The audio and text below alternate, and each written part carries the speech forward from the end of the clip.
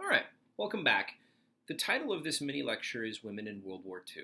We're going to talk about 5 things that you need to know to start researching and thinking about the role that women in the United States played during the Second World War. There's a lot to this topic. Let's dig in. The first thing that we need to be thinking about is the objectives of the war.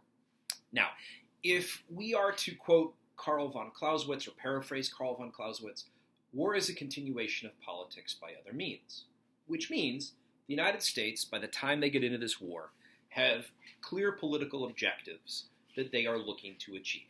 Now, they do this in consultation with the Allies, etc.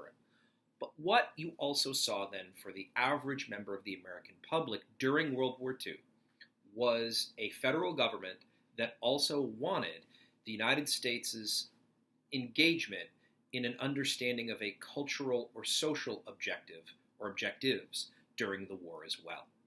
Meaning, you saw a lot of effort on the part of a number of federal programs to make sure that the public knew what they were quote-unquote fighting for. And there were a number of components to that, and one of them was gendered, okay? Much of it was gendered, actually.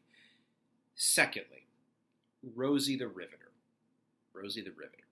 All right, now, when we see this today, it usually comes in the perspective of t-shirts or other kitschy material, but the image of Rosie the Riveter during the Second World War was the idea that women could and actively did play a vital role in the arsenal of democracy for the United States.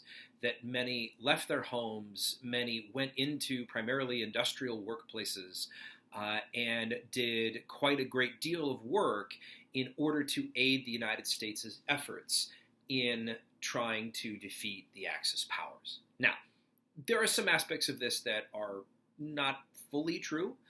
Women, if we are to quote David Kennedy's book, Freedom from Fear, were more likely to be welders than they were to be riveters. Women, of course, experienced pervasive discrimination in the workplace, and especially if you were not white, and the threat of violence existed as well. But women still do this anyway, and work throughout the duration of the war. Third, wax and waves. So, both the United States Army and the United States Navy at the beginning of the war created corps, created organizations, created a way for women to become involved. Now, this was not without some pressure. This took some time in both cases. So the WAAC, or the eventual WAC, which stands for the Women's Army Corps, was the opportunity or avenue for women to join the U.S. Army during the Second World War.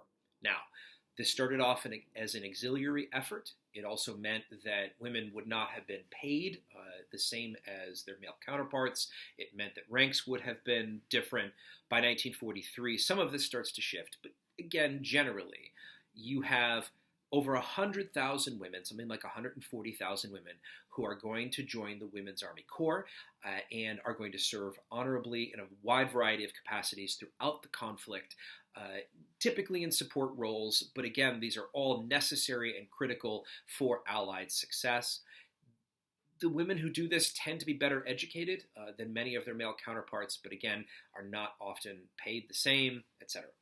Now, the women's opportunities in the Navy, the Waves, their volunteer force, would have had similar circumstances. You're looking at upwards of 100,000 women who served in the Navy during this time.